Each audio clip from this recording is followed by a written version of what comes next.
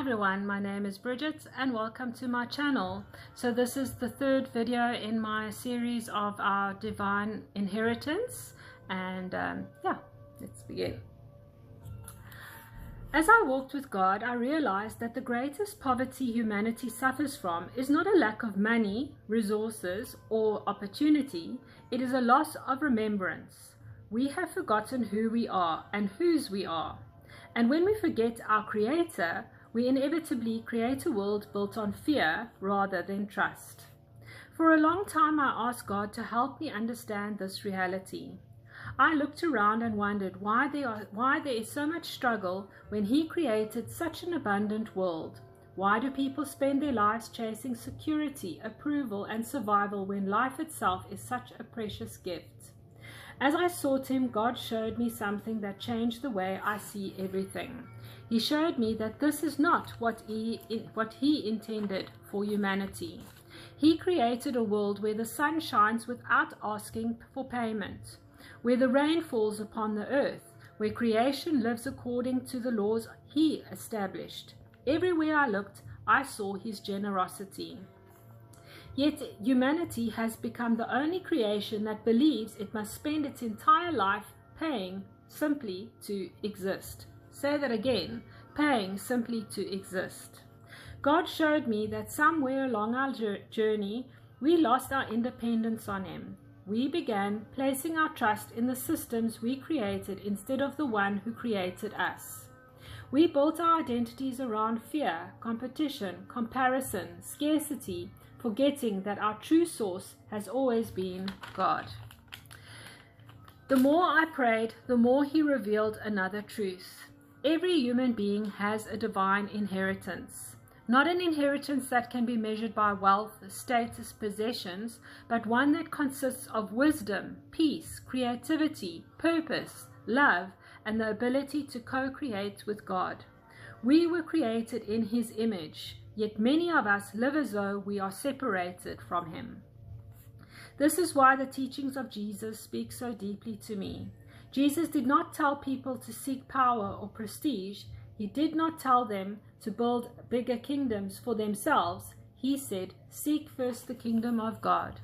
I believe He was reminding humanity where everything begins. He also said that the kingdom of God is within you. For me, this means that the greatest transformation does not begin outside of us. It begins within us. Before we can create a new world, God must create a new heart within us. The world teaches us to seek external success first and hope that peace will follow. Jesus taught the opposite. Seek the kingdom first and everything else will find its place. God showed me that our inheritance already exists, but each one of us must choose to receive it. No one else can walk that journey for us. No religion can do it for us. No teacher can do it for us. No government can do it for us. Every soul must seek God personally, and that is where many people struggle. The greatest obstacle is not lack of ability, it is lack of courage.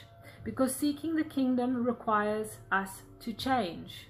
It requires us to let go of the person we learn to become so that God can reveal the person that He created us to be.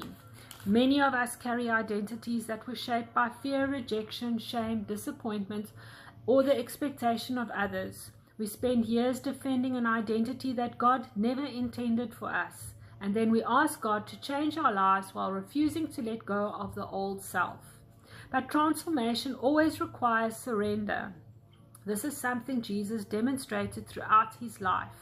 He continually invited people to leave behind old ways of thinking and enter a completely different way of being.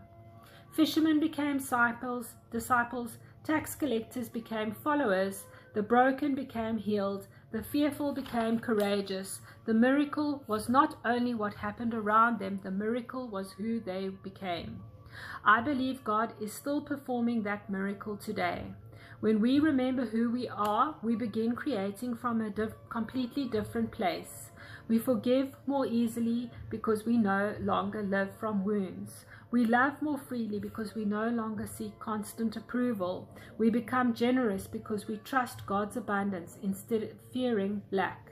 We stop competing with others because we understand that each soul has a unique purpose. Instead of asking, what can I get from life?